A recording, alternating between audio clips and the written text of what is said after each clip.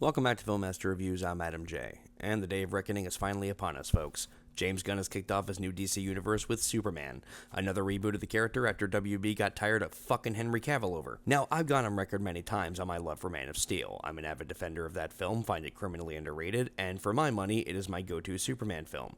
Watched it the other day before seeing this movie, and I still love it. So I will admit, in the interest of fairness, I was a bit salty when WB hired back Henry Cavill for Man of Steel 2, only to turn around and say, fuck you, we're rebooting instead.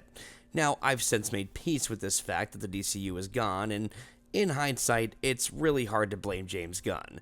Had WB stuck to the original plans they had for the DCU back in the day, they might have done alright. But after Aquaman, the thing was pretty much just a rudderless ship. Random project after random project with really no build-up to anything more grand scale to come. It kind of made sense for him to just want to start from scratch. And everyone out there still tweeting, restore the Snyderverse. Guys, just stop now. You can stop. It's embarrassing at this point. Yeah, listen, we wanted this story to continue, but the time has passed. We need to move on. Zack Snyder has made peace with it. You really need to do the same. And despite what some people might think of me, I do love most of James Gunn's movies. The first two Guardians movies are top 5 MCU films for me. Super is hilarious. Slither is just awesome. And the man wrote one of my favorite zombie films with the remake of Dawn of the Dead, which was ironically directed by Zack Snyder, but that's not the point right now. The point is, I am a James Gunn fan. No, I did not like The Suicide Squad, and no, I did not like Guardians of the Galaxy Volume 3. But come on, every director has a bad day at the office. For Spielberg, it was the AI thing. For Cameron, it was the flying fish thing. For Snyder, hey, he suckered the wrong punch, okay? No director is perfect, and while his last two films did not impress me, I went into this film ready to love it. So, what did I think after seeing this film? Well, I'll tell you what I think. I think if I ever hear anyone talk about what a mess BVS is again, I'm going to smack him across the face with a copy of this and give him a talking to. Superman was a very messy, very mixed bag. That being said, it's not without its moments, it is not without merit, and it is undoubtedly, infinitely better than Gunn's last two films. So let me get the positives out of the way right now. First of all, the cast of this movie was perfection. I can't say the same for the characters, but every actor in it gave it 110%, and they deserve all the praise I'm about to hurl their way. David Corenswet, love him in this. He fits this version of Superman perfectly. Henry Cavill was good for the Superman he was portraying, a more grounded and realistic version of the character. This Superman is more naive, more trusting, more emotional, and yes, more cartoony, and Corenswet just nails that. I'm sure there's people out there that want me to compare him to Henry, but there's really nothing to compare. These are two very different versions of the Superman character, and whichever one you like more is going to really depend on personal taste. It's like comparing Edward Norton and Mark Ruffalo as Bruce Banner.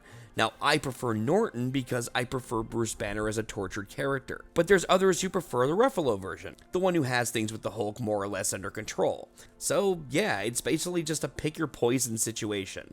Rachel Brosnahan as Lois Lane, Jesus Christ, you could not have had better casting.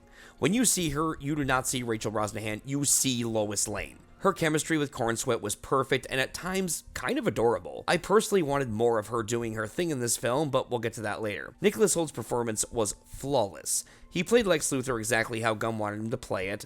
No one will ever top Michael Rosenbaum in my opinion, but his performance was fine. Then of course we have Idai Gathegi, I truly hope I'm pronouncing that name right, as Mr. Terrific. This guy is just a movie stealer. Mr. Terrific just fucking rocks in this flick. This guy just has this natural calm charisma about him. Every time he steps on screen, he is the coolest guy in the room. James Gunn directs the fuck out of this thing. Gunn makes full use of camera and movement to give the film its own unique flair. Remember the way the swinging was shot in Amazing Spider-Man 2, where the camera made it feel like you were swinging around with Spider-Man? Gunn does the same thing for Superman with the flying scenes. The action scenes are especially well directed in certain areas. The score, while a little too dependent on the original Donner score at times, effectively kicks ass and gets the job done. It really enhances the experience in certain fight scenes. Lastly, in regards to Crypto, I'm really mixed on him. I'm not a fan of Crypto, but it's really hard to be mad when it's just a friggin' dog. And to be fair, Crypto gets his own puny god scene at the end of the movie. If you've seen it, you know what I'm talking about. If you haven't, watch out for it. Now we're gonna get into the negatives. I praised the filmmaking. I praised the actors. I praised some of the action. I praised the score. Notice how I did not praise the writing, because Superman is a storyless mess. This movie hops around from one random thing to another, feeling as if it's being made up as it goes along. Let me run down with you how it was like watching this movie for me. Okay, Superman is hurt. Oh, but he's instantly healed by the sun. Oh, and then he's going to fight. Oh, he's going to kick ass now. No, he's getting hurt again, and the guy who was fighting just ran away and played some Nintendo or something. I don't really know what happened. Okay, so we're cutting to the Daily Planet now. Don't question that. And now Lex has access to the Fortress of Solitude. Okay, when did that happen? Oh, and now there's a kaiju that Lex unleashes that's never explained. Okay, can we stop for a second? And no, because now there's a Justice Gang that's going to fight for some reason. Wait, what now? And oh, no, people hate Superman. Wait, when the fuck did this happen? It keeps going like that. It's just random event after random event after random event, and dear fucking God, it never takes a break. James Gunn never allows any emotion to really resonate because he's too busy moving shit along at a Speedy Gonzalez pace. The plot is never allowed to breathe. It's cinematic bombardment. Admittedly, the dialogue is okay, which is how the actors are at least able to pull off the parts as well as they do, but I swear the story has multiple personality disorder. It can never pick just one thing to focus on. And I know some might try to make the argument that, oh, well, there was a lot going on in Batman v Superman, and you liked that film. Well, yeah, this is true.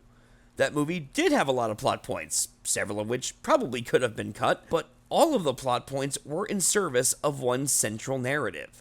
How is the world dealing with Superman now that he's revealed himself? Some fear his power, some see him as a god, some see him as a devil, some want him controlled, some want him dead. Everything in that film connects back to that narrative. That is not the case with this film. There is no central theme or arc for the Superman character.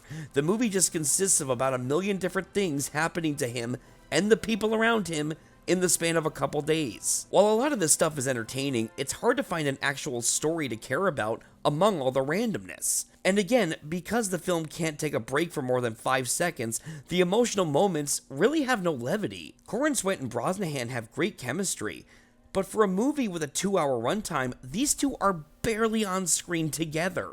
I'm going to say that again. Clark Kent and Lois Lane are barely on screen together. And it's a shame. Speaking of Corrin Sweat, listen, I do like his performance as this version of Superman. But, and I'm just being real here, they made Superman, well, kind of a bitch in this film. This guy, for like 90% of this movie, is just getting his ass handed to him and crying. I mean, yeah, it's cool watching the fight scenes because they're shot well, but I'd also like to see Superman kick some ass and not have to be bailed out by Guy fucking Gardner. Guy Gardner, the comic relief Green Lantern, is more badass in this movie than Superman. I'm not making this up. Speaking of which, okay, let's talk about the Justice Gang. Terrible costumes aside, did we need them in this film? No, we did not need them here. Why? Because it's a fucking Superman movie. We're not doing Justice League. We are doing fucking Superman, and this movie has to constantly call time out to focus on these two characters. And when I say two characters, I mean just Guy Gardner and Mr. Terrific, because what the hell was Hawkgirl even doing in this movie? I mean, don't get me wrong here, I love Isabella Merced, but if you took her out of this movie, not a damn thing changes. Guy is a decent comic relief, Mr. Terrific is the best damn character in the film, and Hawkgirl, well, Hawkgirl exists. That's about the best I could say for her. She exists. Just like Metamorpho. And if you think he's a cliff note in the review, don't worry, he's a cliff note in the damn movie too.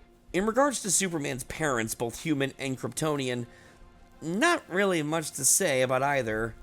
His human parents are pretty forgettable and treated like an afterthought. The changes made to his Kryptonian parents, yeah, I didn't really like it. I'm not going to spoil it for anybody, but there is a reveal that really didn't sit well with me at all.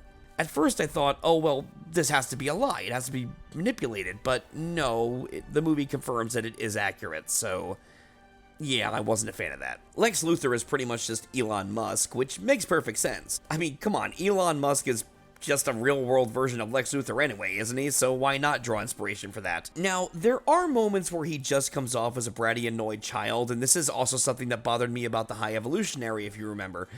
However, it's really Hulk's restrained performance that strangely made it to where it didn't bother me. Like, every time you think, like, this guy's just gonna burst out screaming, no, he manages to pull it back just enough. So, yeah, I really can't praise Nicholas Hoult enough in this fucking movie. He just nailed this character. In any lesser hands, this would have pissed me off. Speaking of that, notice, even when I'm ripping the movie apart, I really haven't been that angry so far. And that's because none of the negatives have truly made me angry.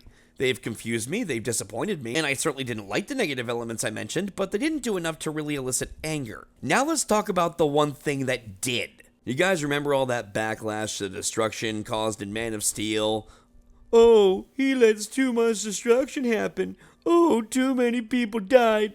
Oh, he doesn't save enough people, even though we clearly see him saving a lot of people in the movie, but oh no, we need more of him saving people. To say that this film goes out of its way in response to that to correct this would be an understatement. It overcorrects to the point where it is comical. Another super being attacks the city. Nobody gets hurt. A giant kaiju attacks the city. Nobody gets hurt. A shit ton of buildings are dominoed on top of each other. Nobody gets hurt. Something happens in the film that literally starts breaking the goddamn city in half. Nobody gets hurt. If you expect me to believe that among all this destruction and chaos, every person made it out okay, go fuck yourself. And I think what kills me about it is the hypocrisy of it all. Everyone bitching at that film for all the destruction, when there's also a ton of destruction caused here, and no one's complaining. Hell, I wouldn't even care about this at all if I hadn't had to hear people bitch about the destruction in Man of Steel for the past 12 years. But I'm sorry, don't you fucking dare try to tell me that nobody died or got injured from any of this shit. Oh, but Adam, you obviously weren't paying attention. They said they were evacuating the city. See, they evacuated the city. Okay, first of all, these fuckers won't even evacuate when a kaiju is terrorizing downtown. You really expect me to believe they're gonna evacuate over this? And second, you expect me to believe that they evacuated in what, the span of 10 fucking minutes?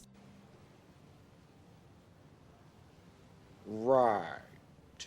I'm sorry, I'm not stupid. Fucking write better. This movie goes so far out of its way to overcorrect things for Man of Steel that Superman actually calls time out from a fight at one point to save a fucking squirrel. Not an adult, not a child, not a baby, a fucking squirrel. Really?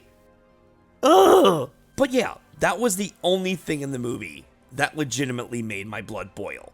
And again, it's not the fact that there's destruction or scenes of him saving people. I welcome both of these things. It's the hypocrisy of people. You cannot crap on this movie for one thing and then praise this for doing the same thing. That's bullshit. So overall, like I said, the movie is a very messy mixed bag of random shit, but I can't really deny that among all the randomness, I was somewhat entertained. The performances, the shots, Mr. Terrific, and even some of the action was enough where I would recommend watching it. It's very rare that I find a movie with this many obvious problems that still manages to make me smile from time to time. So take that for what it's worth. Watch the movie, see it for yourselves, and if you love this movie, I'm glad you did. Shit, I'm sure my boy Robert Storms is gonna love this movie when he sees it. I hope he does. If you've seen the film, please let me know your thoughts below, and please subscribe if you'd like to see more.